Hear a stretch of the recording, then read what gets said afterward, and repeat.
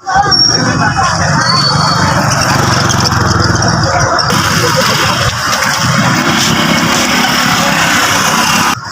अली जहाज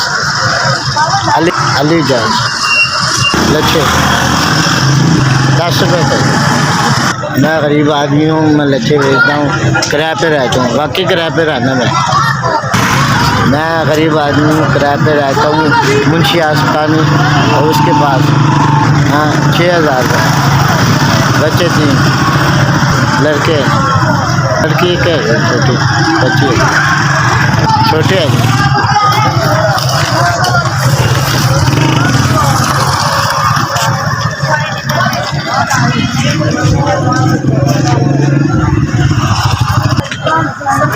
10 रुपये का लच्छा देते हैं। ये तकरीबन 100 लच्छा 150 लच्छा हो जाए तो अद्ध मेरे उन्हें नकली यानी माल का नहीं हो जाए। 500-600 रुपये।